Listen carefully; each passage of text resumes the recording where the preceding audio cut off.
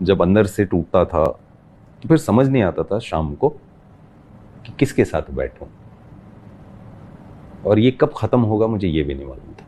अब ये सिलसिला लंबा चलता गया, तो जब ज़्यादा वक्त बीत गया तो मेरे घर वालों को एक अलग मुश्किल का सामना करना पड़ता था कि मेरे पिताजी जब कहीं किसी सोशल फंक्शन में जाते थे, परिवार के लोग, मेरे भाई, माँ, तो अक्सर कुछ लोग जेन्युइनली पूछते थे, ज़्यादातर लोग छेड़ने के लिए पूछते थे कि बेटा क्या कर रहा है। कह रहे डॉक्टर साहब इतना साल हो गया, विनीत कर क्या रहा है मुंबई में। तो मेरे पिताजी के पास इसका जवाब नहीं था।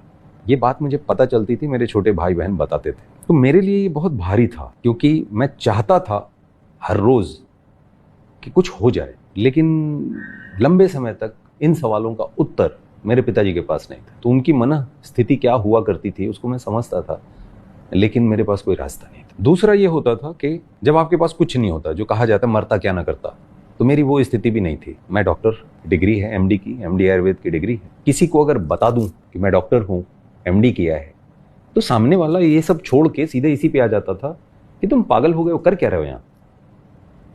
लोग तरसते हैं मेडिकल की डिग्री के लिए, लोग डॉक्टर बनने के लिए न जाने क्या क्या करते हैं, तुम डॉक्टर हो, तुम क्या कर रहे हो ये।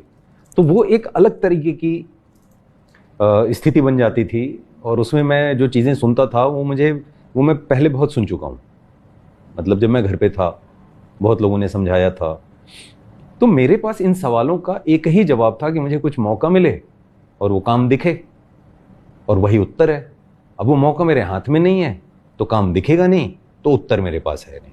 तो मैं निरुत्तर, बिना किसी उत्तर के इन सवालों के लंबे समय तक एक अंधेरे टनल में लंबे समय तक अकेले चला हूं।